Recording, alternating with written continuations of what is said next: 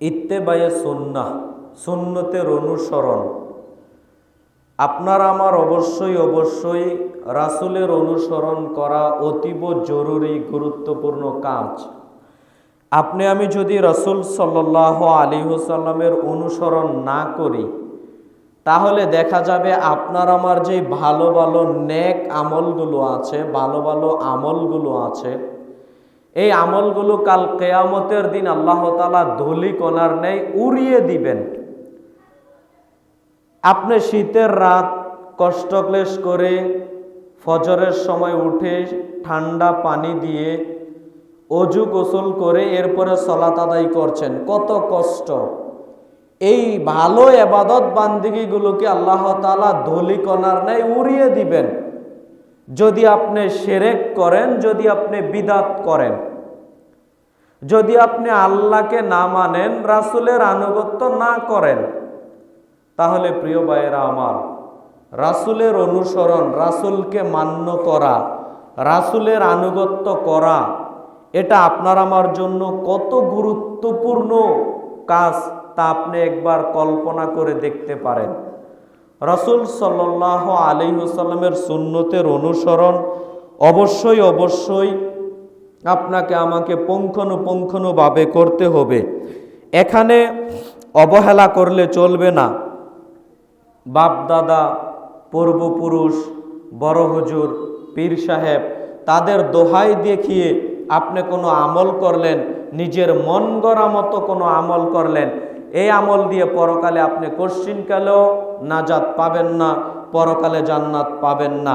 যদি পরকালে নাজাত পেতে চান, পরকালে জান্নাত অর্জন করতে চান, অবশ্যই রাসূল সাল্লাল্লাহু আলাইহি ওয়াসাল্লামের সুন্নতের অনুসরণ করতেই হবে যে কোনো মূল্যে। এর বিকল্প কোনো পথঘাট থাকতে পারে না। আপনি পবিত্র কোরআনুল কারীম খোলেন, কোরআনুল কারীমের সিরিয়ালে 59 নম্বর সূরা হাসর, হাসরের 7 নম্বর আয়াতে আল্লাহ তাআলা বলছেন, ওমা আতাকুমুর রাসূলু ফাখুযুহু ওমা নাহাকুম আনহু ফান্তাহু। আল্লাহ তাআলা বলছেন, রাসূল যা দিয়েছেন তা গ্রহণ করো এবং তিনি যা নিষেধ করেছেন তা থেকে বিরত থাকো। অত্র কোরআন মাজিদের আয়াতে আল্লাহ তাআলা বলছেন যে রাসূল যা দিয়েছেন তা গ্রহণ করো, রাসূলের পক্ষ থেকে যা দেওয়া ওই আমলগুলো করো, নিজের মন গড়া মতো কোনো আমল করো না, রাসূল যা তোমাদের দিয়েছেন ওইটা করো। এরপরে আল্লাহ তাআলা বলছেন, ওয়ামা নাহাকুম আনহু ফান্তাহু, তিনি যা নিষেধ করেছেন তা থেকে বিরত থাকো। অর্থাৎ যেই কর্মটা করব এতে রাসূলের দেওয়া থাকতে হবে এবং তিনি যেটা নিষেধ করেছেন ওই কর্মগুলো থেকে, ওই পাপের কাজগুলো থেকে আপনাকে আমাকে বিরত থাকতেই হবে যদি আমি প্রকৃত ঈমানদার হতে চাই।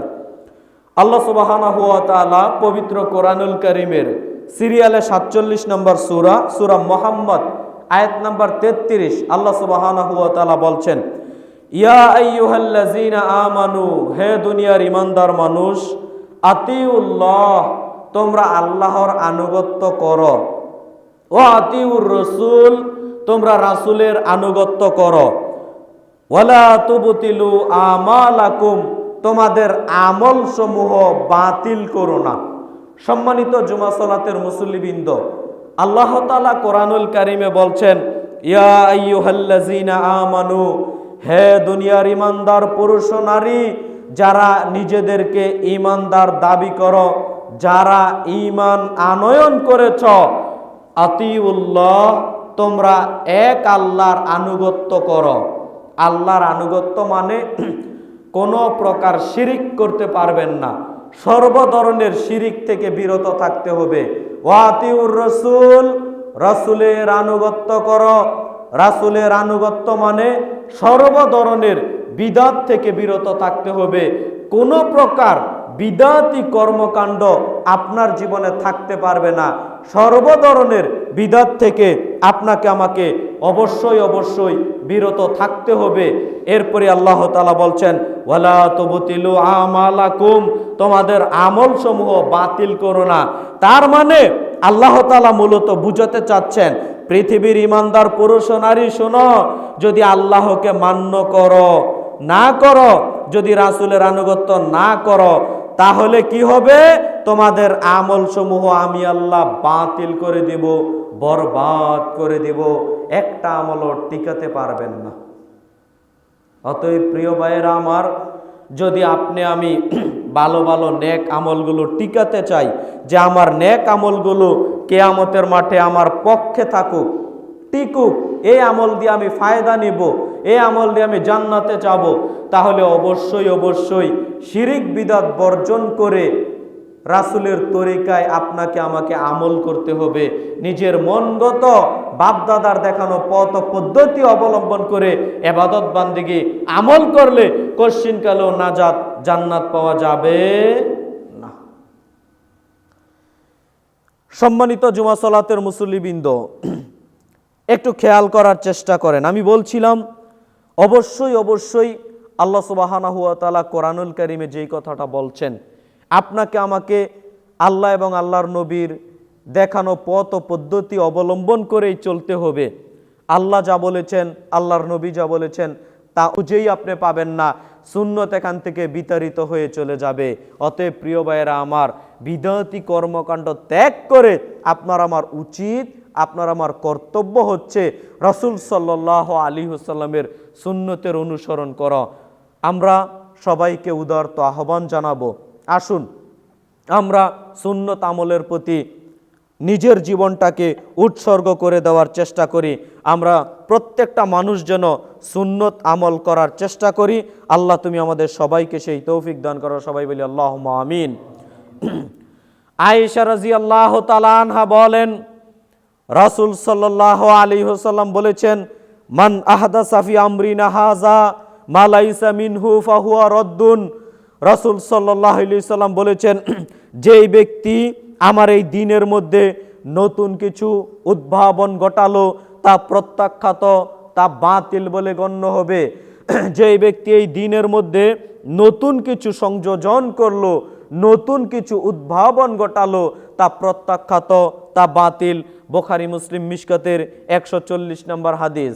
আয়েশা রাদিয়াল্লাহু তাআলা আনহা বলেন, রাসূল সাল্লাল্লাহু আলাইহি ওয়াসাল্লাম বলেছেন, মান আমিলা আমালান লাইসা আলাইহি আমরুনা ফাহুয়া রাদ্দুন।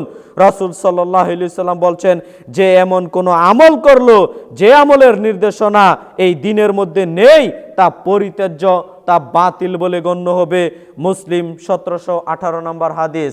সম্মানিত জুমা সালাতের মুসল্লিবৃন্দ, হাদিসগুলো দ্বারা বোঝা যাচ্ছে রাসূলের দ্বীনের মধ্যে নতুন কিছু উদ্ভাবন ঘটালে ওইটার আমল হিসেবে গণ্য হবে না, তা বাতিল বলে গণ্য হবে। হতে পারে আপনি অনেক মহব্বত দেখিয়ে আমলটা করছেন, হতে পারে আপনি অনেক আশা পোষণ নিয়ে, কামনা বাসনা নিয়ে আমলটা করছেন, কিন্তু ভাই এই আমলের প্রতিদান পরকালে কি কিছু পাবেন?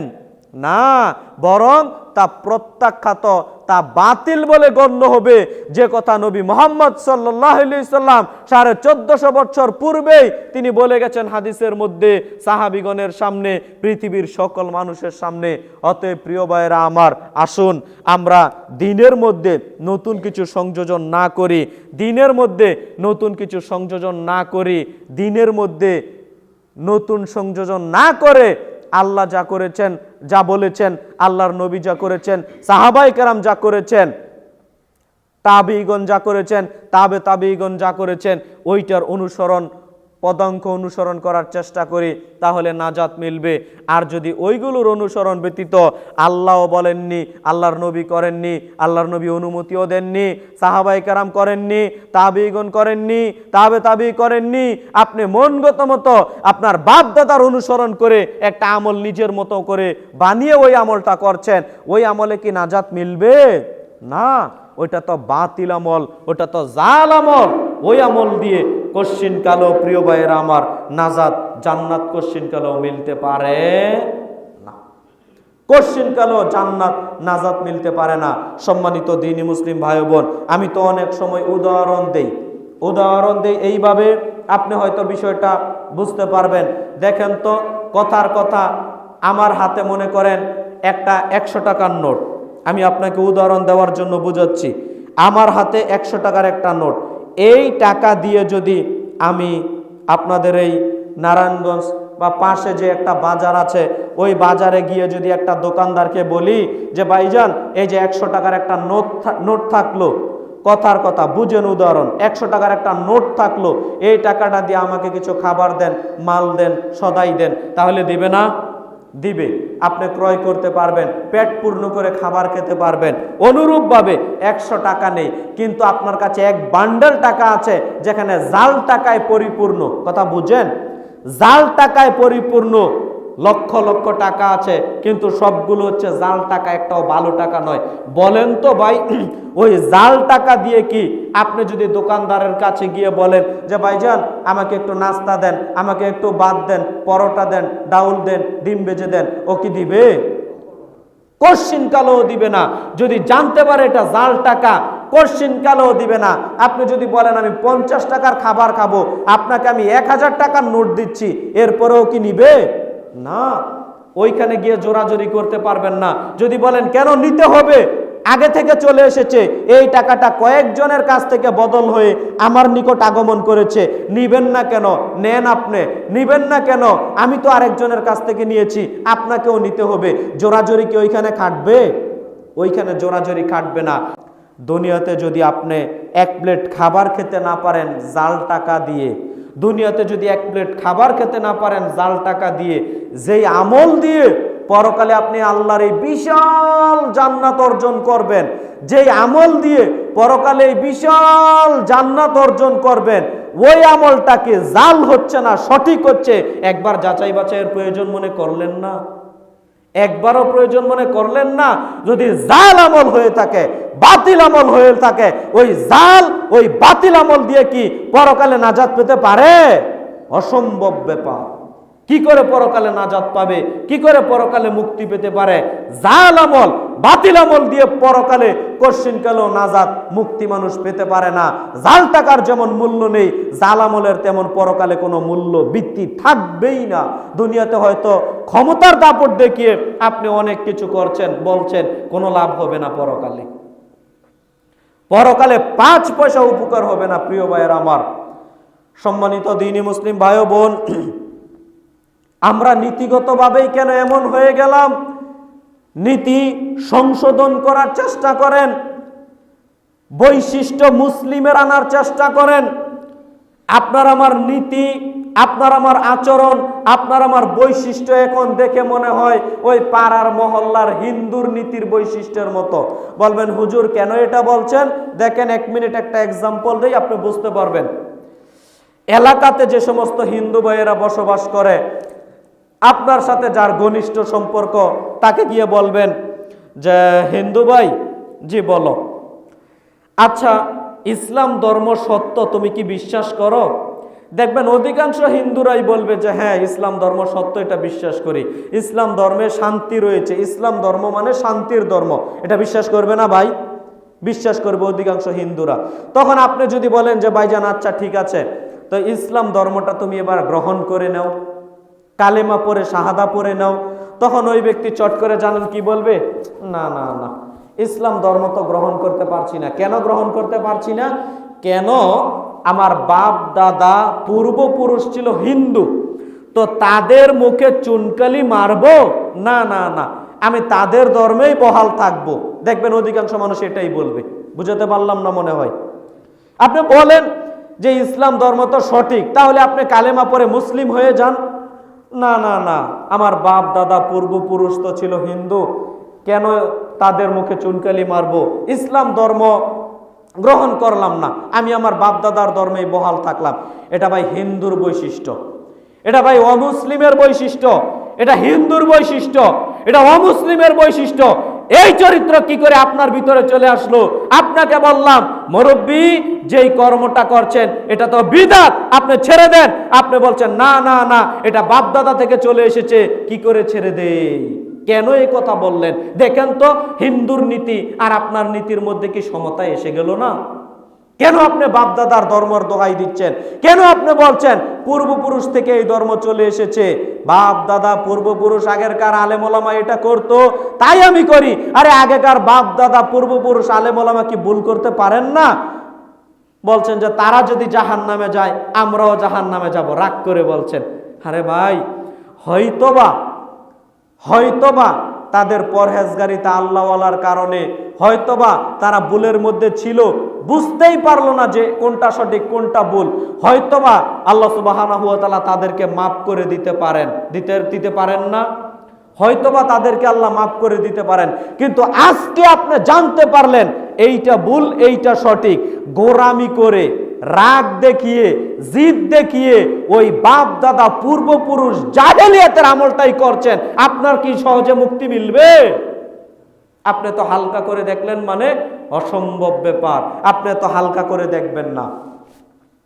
বাপ দাদা তাদের ধর্ম যদি সঠিক থাকে মেনে নেন, মনে রেখে দিয়েন আপনার অনুসরণীয় ব্যক্তি হবে শুধুমাত্র একজন, তিনি হবেন নবী মুহাম্মদ সাল্লাল্লাহু আলাইহি ওয়াসাল্লাম।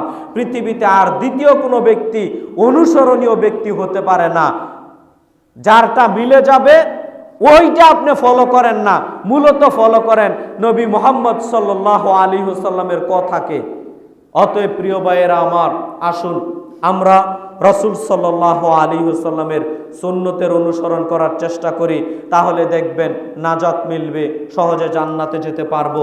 আর যদি রাসূলের অনুসরণ না করি তাহলে নাজাত মিলবে না। অতএব প্রিয় ভাইয়েরা আমার, আসুন সতর্ক ও সাবধান থাকার চেষ্টা করি, রাসূলের অনুসরণ করার চেষ্টা করি। আবু হুরায়রা রাদিয়াল্লাহু তাআলা আনহু বলেন, রাসূল সাল্লাল্লাহু আলাইহি ওয়াসাল্লাম বলেছেন, কুল্লু উম্মতি ইয়াদখুলুনাল জান্নাহ, আমার প্রত্যেকটা উম্মতি জান্নাতে প্রবেশ করবে, ইল্লা মান আবা, তবে তারা ব্যতীত যারা অস্বীকৃতি জানায়। তখন সাহাবায়ে কেরাম বলল, কিলা ওয়া মান আবা, আল্লাহ রাসূল কে অস্বীকৃতি জানায়? কে জান্নাতে যেতে অস্বীকৃতি জানায় আল্লাহ রাসূল? এমন কি কেউ আছে যে জান্নাতে যেতে অস্বীকৃতি জানায়? ক্বালা, তখন রাসূল সাল্লাল্লাহু আলাইহি সাল্লাম বললেন, মান আতানি দাখালাল জান্নাহ, যে আমার অনুসরণ করলো সে জান্নাতে প্রবেশ করলো। ওয়ামান আসানি ফাকাদ আবা, যে আমার অনুগত্য করলো না, যে আমার অনুসরণ করলো না, যে আমার আনুগত্য করলো না, সেই মূলত অস্বীকৃতি জানায়, সেই হচ্ছে আবা, সেই জাহান্নামে যাবে।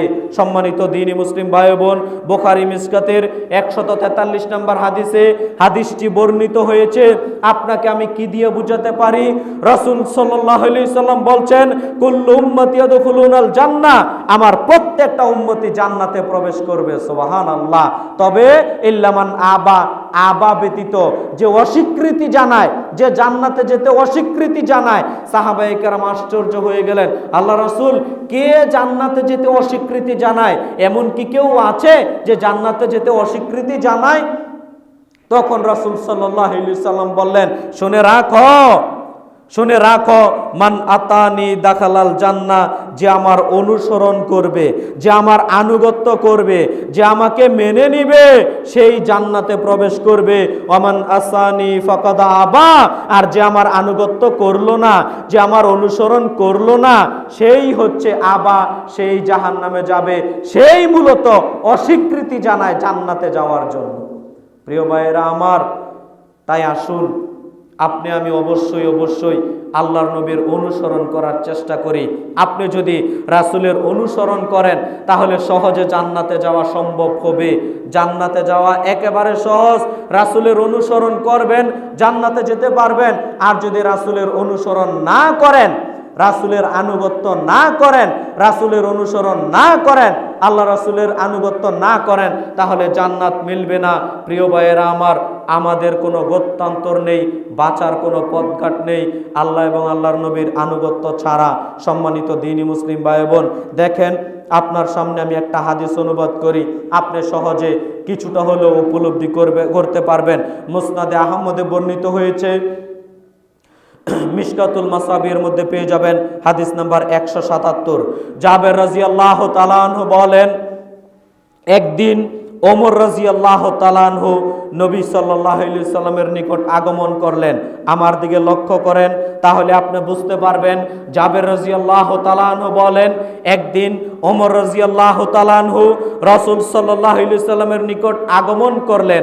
আগমন করার পর নবী সাল্লাল্লাহু আলাইহি সাল্লামকে ওমর রাদিয়াল্লাহু তাআলা আনহু প্রশ্ন করছেন, আল্লাহ রাসূল, আপনাকে আমি একটা জিজ্ঞাসা করব, কি আমরা তাওরাতের গ্রন্থগুলো পড়ি, তাওরাতের গ্রন্থগুলো পড়তে পড়তে অনেক কথাগুলো আমার ভালো লেগে যায়। কথা বুঝেন? তাওরাতের গ্রন্থের চটি যখন আমরা পড়ি তখন অনেক কথাগুলো আমার ভালো লেগে যায়। আপনি যদি আল্লাহ রাসূল অনুমতি দিতেন তাহলে তাওরাতের গ্রন্থের ওই ভালো লাগা কথাগুলো আমরা লিখে রাখতাম, সংরক্ষণ করে রেখে দিতাম। আল্লাহ রাসূল আপনি যদি অনুমতি দিতেন। তখন নবী সাল্লাল্লাহু আলাইহি সাল্লাম বলছেন, ওমর, ইহুদি খ্রিস্টান যেমন তাদের ধর্মের ব্যাপারে দ্বিধাদ্বন্দ্বে ছিল, তোমরাও কি তোমাদের ধর্মের ব্যাপারে দ্বিধাদ্বন্দ্বে আছো? শোনো, ইহুদি খ্রিস্টান তাদের ধর্মের ব্যাপারে দ্বিধাদ্বন্দ্বে ছিল, পথভ্রষ্ট হয়েছে, সঠিক পথে আসতে পারেনি। তোমরাও কি তোমাদের ধর্মের ব্যাপারে দ্বিধাগ্রস্ত হচ্ছ? শোনো ওমর, তুমি তো তাওরাতের গ্রন্থের চটি পড়ার কথা বলছো।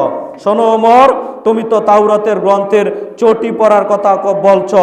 শোনো, লাউকানা মূসা হাইয়ান, তাওরাত যার উপর নাজিল হয়েছে, অবতীর্ণ হয়েছে মূসা আলাইহিস সালাম, লাউকানা মূসা হাইয়ান, আজকে যদি মূসা আলাইহিস সালাম স্বয়ং জীবিত হয়ে যান, আজকে যদি মূসা আলাইহিস সালাম স্বয়ং জীবিত হয়ে যান, আর মূসা আলাইহিস সালাম আমার আনুগত্য করা ছাড়া তার কোনো গত্যান্তর নেই, তার কোনো পথঘাট খোলা থাকবে না। কথা বুঝতে পারলাম? তুমি তো মূসা আলাইহিস সালামের উপরে যে তাওরাত গ্রন্থ নাজিল হয়েছে ওই গ্রন্থের চটিটা পড়ে বলছো আমার কিছু কিছু কথা ভালো লাগছে, আমাকে কি লিখে রাখার জন্য আল্লাহ রাসূল অনুমতি দিবেন? শোনো, তুমি তো গ্রন্থের কথা বলছো, ভালো লাগছে তাই লিখে রাখবে। এই গ্রন্থ যার উপর অবতীর্ণ হয়েছে, নাজিল হয়েছে, স্বয়ং মূসা আলাইহিস সালাম, লাউ কানা মূসা হাইয়ান, আজকে যদি স্বয়ং মূসা আলাইহিস সালাম নিজে জীবিত হয়ে যান তো মূসা আলাইহিস সালামের কোনো গত্যান্তর থাকবে না আমার অনুসরণ করা ছাড়া। নেন এবার আপনার বড় হুজুরের অনুসরণ আপনি কিভাবে করবেন আপনি বলেন? আপনার পীর সাহেবের অনুসরণ আপনি কিভাবে করবেন আপনি বলেন? আপনি যে আল্লাহ রাসূলের কথাকে ডিঙ্গিয়ে আপনার বড় হুজুরের কথাকে প্রাধান্য দিয়ে চলছেন, আপনার কথার কি মূল্য থাকতে পারে? বিচারের কাঠগড়াতে কি মূল্য থাকবে আপনি বলেন? রাসূল সাল্লাল্লাহু আলাইহি সাল্লাম ওমর রাদিয়াল্লাহু তাআলা আনহুকে সতর্কবাণী পেশ করে বলছেন, ওমর, অসম্ভব ব্যাপার, তুমি তাওরাতের গ্রন্থের চটি লিখে রাখতে পারো না। ইহুদি খ্রিস্টান যেমন ভাবে তাদের ধর্মের ব্যাপারে দ্বিধাগ্রস্ত অবস্থায় ছিল, তুমি কি তোমার ধর্মের ব্যাপারে দ্বিধাগ্রস্ত সন্দেহ পোষণ করছো? শোনো, কখনো নয়, এটা কখনো হতে পারে না।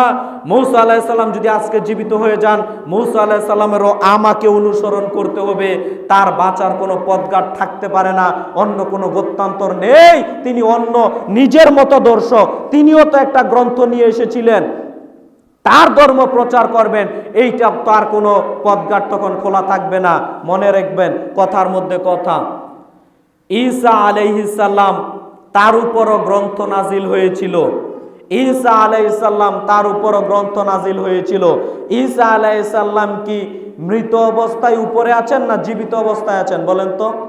জীবিত অবস্থায় আল্লাহ তুলে নিয়ে গেছেন। ঈসা আলাইহিস সালামকে আল্লাহ মারেননি, জীবিত অবস্থায় আসমানে তুলে নিয়ে গেছেন। আবার কিয়ামতের পূর্বে আবির্ভাব ঘটবে, নেমে আসবেন। নেমে আসার পর ঈসা আলাইহিস সালাম কিন্তু তার ধর্ম প্রচার করবেন না। কথা বুঝতে পারলাম? ঈসা আলাইহিস সালাম যখন নেমে আসবেন মুহাম্মদ সাল্লাল্লাহু আলাইহি সাল্লামের ধর্মই প্রচার করবেন। কথা বুঝতে পারলাম? তো বলেন, মুহাম্মদ সাল্লাল্লাহু আলাইহি সাল্লাম যেই দিন নিয়ে এসেছেন ওই দিন ডিঙ্গিয়ে আপনার বড় হুজুরের, আপনার পীর সাহেব, বুজুর্গানের দিনের ধর্ম টিকে কি করে এটা আপনি বলেন, আমার বলা লাগবে না, এটা আপনি বলেন। আপনি একটু যাচাই করেন, আপনি একটু তদন্ত করেন। আপনি যাচাই করেন না কেন? আপনি তদন্ত করেন না কেন? জ্ঞান বুদ্ধি কি আল্লাহ আপনাকে দেয়নি? জ্ঞান বুদ্ধি কি আল্লাহ আপনাকে দেয়নি? যদি বলেন হ্যাঁ আমি জ্ঞান সম্পন্ন মানুষ, তাহলে যাচাই করেন, কথা তদন্ত করেন। দুই চারটা কথা আমাকে বলার পূর্বে, আহলে হাদিসদের বলার পূর্বে আপনি একটু তদন্ত করেন। তদন্ত করে যদি দেখেন না না না ভ্রান্ত পথে আছি, বাস আপনি আপনার মতো আমল করেন। বিরোধিতা কেন করা লাগবে? বিরোধিতা করে কি সফলতা পান আপনি বলেন? বিরোধিতা করে কি সফলতা পান আপনি? বিরোধিতা করে কোনো লাভ হবে না। আপনি আপনার মতো চলেন, আমি আমার মতো চলি। আর যদি মনে করেন না কথা সত্য সত্য, আল্লাহ যা বলেছেন, আল্লাহর নবী যা বলেছেন, তাহলে সবাই শুনতে মানতে বাধ্য আমরা। কথা বুঝেন? কে আহলে হাদিস, কে হানাফি, কে হাম্বলি, কে উমুক, কে তুমুক, এটা দেখার বিষয় নয়। কোরআন হাদিসে আছে, সবাইকে মানতে হবে। কথা বুঝতে পারলাম? এখানে কোনো বিভেদ নেই, এখানে কোনো বিভেদ চলে না, এখানে কোনো বিভেদ নেই, এখানে কোনো বিভেদ চলে না। কোরআন হাদিসে আছে, কেননা আল্লাহ যা বলেছেন, আল্লাহর নবী যা বলেছেন, এটা তো কোনো পীর বলেননি, কোনো ইমাম বলেননি, কোনো ব্যক্তি বলেননি। কোনো ব্যক্তির কথা হতো আপনি ডিঙ্গিয়ে চলে যান, মানবেন না, কোনো সমস্যা নেই। কিন্তু আল্লাহ যা বলেছেন, আল্লাহর নবী যা বলেছেন, ওইটা মানতে কোনো অসুবিধা আছে আমাদের? না, এটা থাকার কথা নয় ভাই।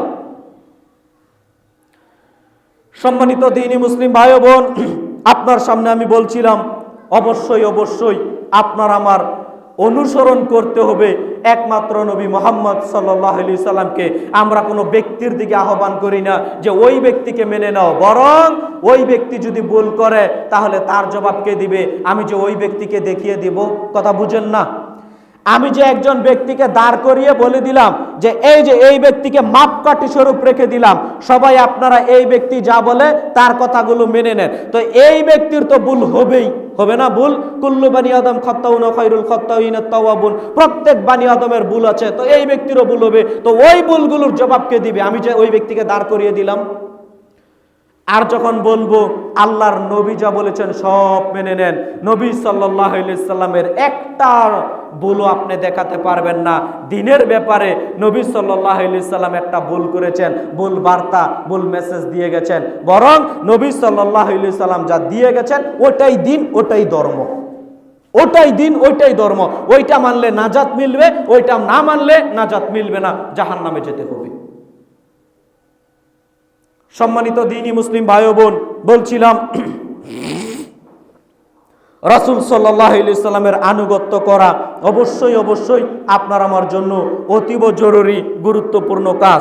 আপনার আমার উচিত রাসূল সাল্লাল্লাহু আলাইহি সাল্লামের অনুসরণ, আনুগত্য করা। সম্মানিত দ্বীনি মুসলিম ভাই বোন, দেখেন আপনি রাসূলের অনুসরণ আনুগত্য আপনি আমি করতে পারি না। সম্মানিত দ্বীনি মুসলিম ভাই বোন, বুখারী মুসলিমের হাদিসে বর্ণিত হয়েছে, মিশকাতুল মাসাবির মধ্যে খোলেন, হাদিস নাম্বার 145।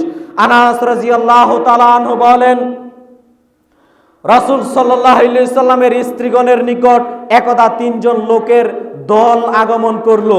তিনজন লোক রাসূল সাল্লাল্লাহু আলাইহি সাল্লামের স্ত্রীগণের নিকট আগমন করলো, গিয়ে বলা হলো, উম্মুল মুমিনিন, হে আমাদের মা, রাসূল সাল্লাল্লাহু আলাইহি সাল্লাম রাতে আর দিনে কি কি আমল করেন আমাদের একটু বলবেন কি? তিনজন লোক রাসূল সাল্লাল্লাহু আলাইহি সাল্লামের স্ত্রীগণের নিকট আগমন করলো, আগমন করে বলছে, উম্মুল মুমিনিন, হে আমাদের মা, আল্লাহ রাসূল রাতে আর দিনে কি কি ইবাদত বান্দেগি করে, কি কি আমল করে আমাদের একটু বলবেন কি? তখন বলা হলো, আল্লাহ রাসূল রাতে দিনে এই ইবাদত বান্দেগিগুলো করে বলা হলো। এই পর্যন্ত বলতেই তিনজন লোক মন্তব্য পেশ করা শুরু করে দিল। তিনজন লোকের মধ্যে একজন বলা বলি শুরু করে দিল, আরে শোনো, রাসূলের তো আগের পাপ, পরের পাপ, সমস্ত পাপ মাফ করে দেওয়া হয়েছে, অতএব রাসূলের অল্প আমল করলেই চলবে। আমরা তো সাধারণ মানুষ, আমাদের আগের পাপ, পরের পাপ, কোনো পাপ ক্ষমা করা হয়নি, অতএব আমাদের অল্প আমল করলে চলবে না, আমাদের আমল করতে হবে বেশি পরিমাণ। কথা বুঝাতে পারলাম? এই পর্যন্ত বলা মাত্রই তিনজন লোক তিনটা মন্তব্য করলো। এইটা বলার পর তিনজন লোক তিনটা মন্তব্য করলো। একজন লোক বলল, আচ্ছা ঠিক আছে, আল্লাহর নামে কসম করে বলছি, আমি আজকের পর থেকে সারা রাত তাহাজ্জুদের সালাত আদায় করব, একদিনও রাতে ঘুমাবো না। কথা বুঝেন? এক রাত্রির কিছু সময়ও ঘুমাবো না। কেন? রাসূলের বিবরণীতে এসেছে রাসূল সাল্লাল্লাহু আলাইহি সাল্লাম সারা রাত তাহাজ্জুদ পড়তেন না, রাতের কিছু অংশ তিনি তাহাজ্জুদের সালাত আদায় পড়তেন। তো রাসূল থেকে বেশি আমল করতে হবে, কি বেশি করব? রাসূল অল্প আমল করতেন, রাতের কিছু সময় অংশগ্রহণ করতেন, আমি বেশি আমল করব। কি করব? সারা রাত তাহাজ্জুদের সালাত আদায় করব, তাও আবার প্রতিদিন। কথা বুঝেন?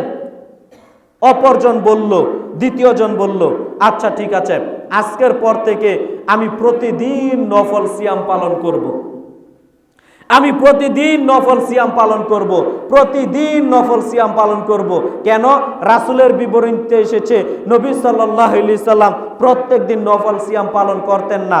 নবী সাল্লাল্লাহু আলাইহি ওয়াসাল্লাম সোমবার, বৃহস্পতিবার দিন নফল সিয়াম পালন করতেন।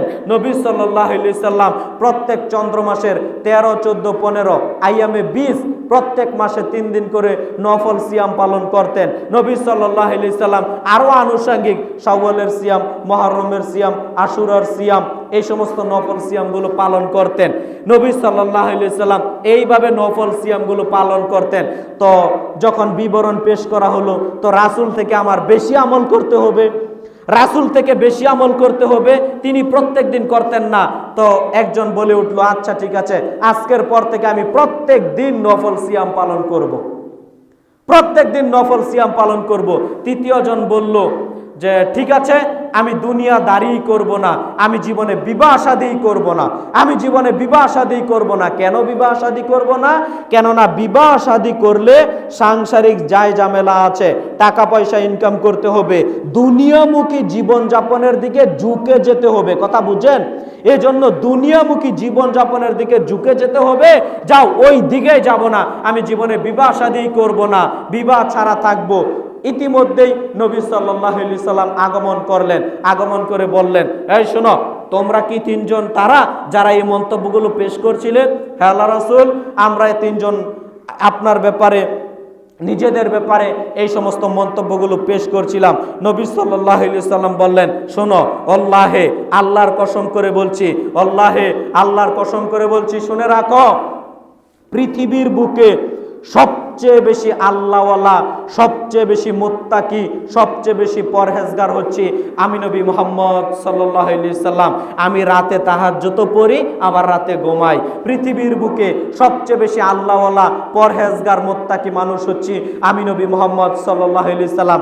আমি সিয়ামও পালন করি, আবার সিয়াম ভঙ্গ করি। আমি পৃথিবীর বুকে সবচেয়ে পরহেজগার, আমি বিবাহ শাদী করি, বিবাহ শাদী করেছি। সম্মানিত দ্বীনি মুসলিম ভাই ও বোন, এরপরও আমি সবচেয়ে বেশি পরহেজগার, সবচেয়ে বেশি মুত্তাকি, সবচেয়ে বেশি আল্লাহওয়ালা। অতএব শুনে রেখে দাও। এই পর্যন্ত বলার পরে রাসূল সাল্লাল্লাহু আলাইহি সাল্লাম উপস্থিত 3 জন ব্যক্তিকে লক্ষ্য করে বললেন, শোনো, ফামান রাগিবা আন সুন্নতি ফালাইসা মিন্নি, ফামান রাগিবা আন সুন্নতি ফালাইসা মিন্নি। যে আমার সুন্নাহ থেকে মুখ ফিরিয়ে নিবে, যে আমার সুন্নাহ থেকে মুখ ফিরিয়ে নিবে, সে আমার উম্মত থেকে বাদ হয়ে যাবে। কথা কি বুঝতে পারলেন? আমি মনে হয় এই বাক্য বুঝাতে পারলাম না, অথচ হওয়া উচিত ছিল উল্টা। কি হওয়া উচিত ছিল? যখন বলল যে প্রত্যেক রাত তাহাজ্জুদের সালাত আদায় করব, প্রতিদিন নফল সিয়াম পালন করব, বিবাহ শাদী করব না, সব সময় ইবাদত বান্দিগি করব, নবী সাল্লাল্লাহু আলাইহি সাল্লামের উচিত ছিল তাদেরকে স্বাগতম জানানো, মারহাবা জানানো, মারহাবা, মাশাআল্লাহ, আহলান সাহলান, চলে আসো দিনের মধ্যে, তোমরা দিনের ব্যাপারে কত অগ্রসর, এইটা জানানো উচিত ছিল। বুঝাতে পারলাম না মনে হয়? এইটা জানানো উচিত ছিল। একজন ব্যক্তি নামাজ পড়ে না, নামাজ শুরু করেছে, আপনি কি তাকে স্বাগতম জানাবেন না?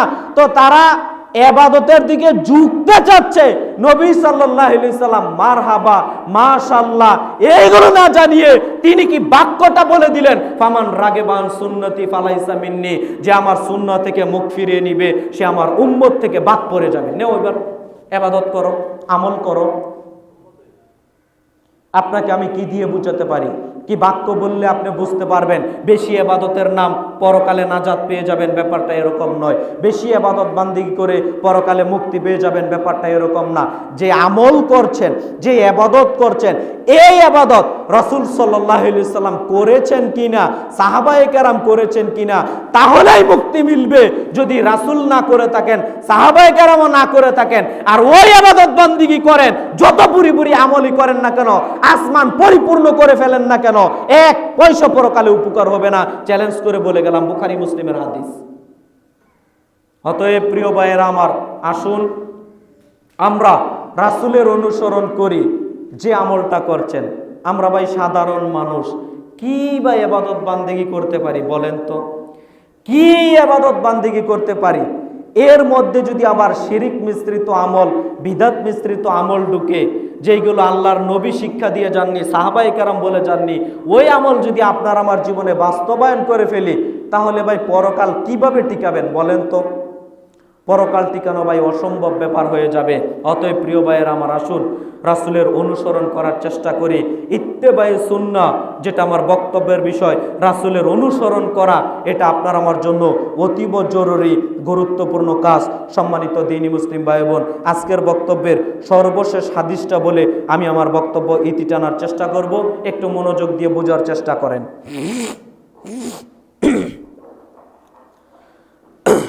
জাবের রাদিয়াল্লাহু তাআলা আনহু বলেন, রাসূল সাল্লাল্লাহু আলাইহি সাল্লামের নিকট, একটা লম্বা হাদিস, আমি শর্টে বলে দিচ্ছি। জাবের রাদিয়াল্লাহু তাআলা আনহু বলেন, রাসূল সাল্লাল্লাহু আলাইহি সাল্লাম একদা ঘুমিয়ে আছেন। নবী সাল্লাল্লাহু আলাইহি সাল্লাম একদা ঘুমিয়ে আছেন। এমত অবস্থায় কিছু ফেরেশতাদের আগমন ঘটল, কিছু ফেরেশতা মণ্ডলীর আগমন ঘটল। একদল ফেরেশতা আরেক দল ফেরেশতার সাথে নবী সাল্লাল্লাহু আলাইহি সাল্লামের পাশে এসে কথা বলছেন। কি কথা? একদল ফেরেশতা বলছেন, এই শোনো, নবী সাল্লাল্লাহু আলাইহি সাল্লামের পাশে কথা বলা হলে তিনি তো শুনতে পান না, অতএব তার পাশে বলে লাভটা কি, তিনি তো ঘুমিয়ে আছেন। তখন আরেক দল ফেরেশতা জবাবে বলছে, না না না, তিনি ঘুমিয়ে আছেন বটে, কিন্তু তার অন্তর হৃদয় জাগ্রত আছে। অর্থাৎ তার সামনে কোনো কথা যদি আমরা বলি, তাহলে তিনি শুনতে পাবেন, এটাই সত্য কথা। কথা বুঝেন? তাহলে তিনি শুনতে পাবেন, এটাই সত্য কথা। তখন ফেরেশতারা বলা হলো, আচ্ছা ঠিক আছে, তাহলে তিনি যদি শুনতে পান, তাহলে তাকে নিয়ে একটা উদাহরণ আছে, উদাহরণটা দিব কি? আচ্ছা ঠিক আছে। ফেরেশতারা কথোপকথন করছেন। কথা কি বুঝতে পারলেন? একদল ফেরেশতা আর একদল ফেরেশতার সাথে কথোপকথনে বলছেন, আচ্ছা তিনি যদি শুনতে পান, তাহলে একটা উদাহরণ আছে, উদাহরণটা বলবো কি? আচ্ছা বলো। ঠিক আছে, শোনো, একজন ব্যক্তি একটা ঘর নির্মাণ করলো। উদাহরণটা হচ্ছে এই, একজন ব্যক্তি একটা ঘর নির্মাণ করলো। ঘর নির্মাণের পর খাবার দাবারের আয়োজন করলো ওই ঘরের ভিতর, এবং আরেকজন ব্যক্তিকে পাঠিয়ে দিল রাস্তার মধ্যে। পাঠিয়ে দিয়ে বলা হলো যে মানুষ যত যাবে রাস্তা দিয়ে আহ্বান করবে, ডাকবে এজন্য যে একটা ঘর হয়েছে, এই ঘরের মধ্যে তোমরা খাবার খেয়ে যাও, খাবার প্রস্তুত করা আছে। তো নবী সাল্লাল্লাহু আলাইহি সাল্লামের ব্যাপারে তিনি এই উদাহরণটা, এই ফেরেশতা মণ্ডলীরা এইভাবে দৃষ্টান্তটা পেশ করছেন যে এটা হলো বর্ণনা। যারা ওই ব্যক্তির কথা শুনে ঘরের ভিতর আসবে, তারা খাবারগুলো খেতে পারবে না, খাবারগুলো খেতে পারবে। আর যারা ওই রাস্তায় থাকা ব্যক্তির কথা শোনার পরেও চলে যাবে, তারা ঘরের ভিতরও আসতে পারবে না, খাবারগুলোও খেতে পারবে না। কথা কি বুঝাতে পারলাম? তারা ঘরের ভিতরও আসতে পারবে না, খাবারগুলোও খেতে পারবে না। নবী সাল্লাল্লাহু আলাইহি সাল্লামের ব্যাপারে হচ্ছে উদাহরণ এইভাবে তিনি উদাহরণ পেশ করছেন। এই ঘরটা হলো জান্নাত। এই ঘরটা কি ভাই? জান্নাত। আর যাকে ডাকতে পাঠানো হলো তিনি হচ্ছেন নবী মুহাম্মদ সাল্লাল্লাহু আলাইহি সাল্লাম। রাস্তায় যিনি দাঁড়িয়ে আছেন, যিনি আহ্বান করছেন, তিনি হচ্ছেন নবী সাল্লাল্লাহু আলাইহি সাল্লাম। আর এই ঘর এবং খাবার দাবারের মালিক, আয়োজন যিনি করলেন, তিনি হচ্ছেন স্বয়ং আল্লাহ সুবহানাহু ওয়া তাআলা। কথা বুঝাতে পারলাম? এবং উদাহরণটা এইভাবে দিচ্ছেন, ওই রাস্তায় থাকা ব্যক্তি ডাক শুনে, আহ্বান শুনে যারা ঘরের ভিতর আসবে, তারা খাবারও খেতে পারবে, ঘরটাও দেখতে পারবে না। আর রাস্তায় থাকা ব্যক্তির আহ্বান শুনে যদি কোনো মানুষ বলে, না আমি যাব না, খাবারও খাবো না, তারা কি ঘরের ভিতর আসতে পারবে? ঘরের ভিতরও আসতে পারবে না, খাবারও খেতে পারবে না। ওই রাস্তায় থাকা ব্যক্তি হচ্ছেন, আহ্বানকারী ব্যক্তি হলেন নবী মুহাম্মদ সাল্লাল্লাহু আলাইহি সাল্লাম। নবী সাল্লাল্লাহু আলাইহি সাল্লাম তিনি এইভাবে বলছেন, ও মুহাম্মাদুন ফারকুন বাইনান নাস, মুহাম্মদ সাল্লাল্লাহু আলাইহি সাল্লাম হচ্ছেন মানুষের মধ্যে পার্থক্য সৃষ্টিকারী। মুহাম্মদ সাল্লাল্লাহু আলাইহি সাল্লাম হচ্ছেন মানুষের মধ্যে পার্থক্য সৃষ্টিকারী। যারা মুহাম্মদের আহ্বানে সাড়া দিবে, যারা মুহাম্মদের ডাকে সাড়া দিবে, তারা ঘরের ভিতরে প্রবেশ করবে, জান্নাতে প্রবেশ করবে। আর যারা মুহাম্মদের ডাকে সাড়া দিবে না, তারা জান্নাতে প্রবেশ করবে না। অন্য বর্ণনায় এসেছে মুসলমান আর হিন্দু, মুসলমান আর অমুসলিমের মাঝে পার্থক্যকারী সৃষ্টিকারী হচ্ছে মুহাম্মদ সাল্লাল্লাহু আলাইহি সাল্লাম। যারা মুহাম্মদ সাল্লাল্লাহু আলাইহি সাল্লামকে মেনে নিবে তারা জান্নাতে প্রবেশ করবে, আর যারা মুহাম্মদ সাল্লাল্লাহু আলাইহি সাল্লামকে মেনে নিবে না তারা জাহান্নামে প্রবেশ করবে। তিনি পার্থক্য সৃষ্টি করে দিবেন, মেনে নিবে জান্নাত, মেনে নিবে না জাহান্নাম। প্রিয় ভাইয়েরা আমার বক্তব্যের বিষয় ছিল ইত্তেবায়ে সুন্নাহ, রাসূলের অনুসরণ করা। আপনাদের আমি কি দিয়ে বুঝাতে পারি? রাসূল সাল্লাল্লাহু আলাইহি সাল্লামের অনুসরণ করা ছাড়া আপনার আমার বাঁচার কোনো পথঘাট থাকতে পারে না ভাই। অতএব রাসূলের অনুসরণ করার চেষ্টা করুন। আল্লাহ তুমি বড় দয়াবান, তুমি বড় রহমান। আমরা প্রত্যেকটা মানুষ যেন রাসূল সাল্লাল্লাহু আলাইহি সাল্লামের অনুসরণ করে জীবিকা নির্বাহ করতে পারি। আল্লাহ তুমি আমাদের সবাইকে সেই তৌফিক দান করো। সবাই বলি আল্লাহুম্মা আমিন। সম্মানিত জুমা সালাতের মুসল্লিবৃন্দ, এই যে সামনে কয়েকদিন পরে, এটা তো 2025 সালের শেষ খুতবা, তাই না? ইংরেজি বছরের ফার্স্ট ডে আসছে, শেষ 31st নাইট সামনে চলে আসছে। হ্যাপি নিউ ইয়ার, কত আহ্বান জানাবে, কত শুভেচ্ছা জানাবে এদেশের যুবক যুবতী। মনে রেখে দিয়েন একটা কথা, আপনি যদি মনে করেন যে ইংরেজি বছর নতুন নববর্ষের শুভেচ্ছা জানান, এটা মুসলমান কোশ্চিনকালেও জানাতে পারে না, অমুসলিম জানাতে পারে। কথা বুঝেন? মুসলমান কখনো ইংরেজি বছরের নতুন দিনকে শুভেচ্ছা স্বাগত জানাতে পারে না, এটা অমুসলিম জানাতে পারে। কেন? এইগুলো হচ্ছে হিন্দুয়ানি নীতি, এইগুলো হচ্ছে ইহুদিয়ানি নীতি। ইহুদি খ্রিস্টান এই কাজ করতে পারে, মুসলমানের সন্তান বিজাতীয় সংস্কৃতি কোশ্চিনকালেও মনের ভিতর বাস্তবায়ন করতে পারে না। অতএব আপনি যদি, আপনার সন্তান যদি মুসলিম হয়ে থাকে, অবশ্যই অবশ্যই অবশ্যই অবশ্যই ইহুদি খ্রিস্টানের নীতি অবলম্বন না করে মুসলিমদের কৃষ্টি কালচার গ্রহণ করার চেষ্টা করেন। সম্মানিত দ্বীনি মুসলিম ভাই বোন, এই হিন্দুয়ানি প্রথা বাদ দিবেন। আপনার সন্তান যদি 31st নাইট এরকম রাত উদযাপন করে, অবশ্যই অবশ্যই আপনি গার্ডিয়ান, অভিভাবক হিসেবে আপনি কঠিন হুঁশিয়ারি জারি করে দিবেন, শোনো আমার ছেলে, কোশ্চিনকালেও এই দিবস তুমি পালন করতে পারো না। শোনো আমার মেয়ে, কোশ্চিনকালেও এই দিবস পালন করতে পারো না। আরে আশ্চর্য হতে হয়, আপনি জানেন, শুনলে আশ্চর্য হয়ে যাবেন। সারা বাংলাদেশে এই যখন নতুন বছর আগমন করে, আতশবাজি, আরো যত বাজি, এ ধরনের আপনার কি স্ফুলিঙ্গের মতো আগুন ছেড়ে দেয়, কত শত শত হাজার হাজার পশু পাখি যে মারা যায় আপনি জানেন? অনেক টিভি চ্যানেল এরা নিউজ প্রকাশ করে পরের দিন, বাড়ির ছাদে, আপনার বিল্ডিংয়ের ছাদে, টিনের ছাদে, রাস্তায় পড়ে থাকে কত হাজারো পশু পাখি, কত হাজারো পশু পাখি পড়ে থাকে। আপনার পাখি, কত সুন্দর সুন্দর ফুটফুটে পাখিগুলো পড়ে থাকে। সম্মানিত দ্বীনি মুসলিম ভাই বোন, কি করে আপনি মুসলিম হিসেবে এই ইহুদিদের কৃষ্টি কালচার আপনি গ্রহণ করতে পারেন? প্রিয় ভাইয়েরা আমার, তাই আসুন এই সমস্ত কৃষ্টি কালচার থেকে বেরিয়ে আসি, আল্লাহ এবং আল্লাহ রাসূলের আনুগত্য অনুসরণ করার চেষ্টা করি। আল্লাহ তাআলা আপনাদের আমাদের সবাইকে সঠিক বুঝে আমল করার তৌফিক দান করুন। আল্লাহুম্মা আমিন।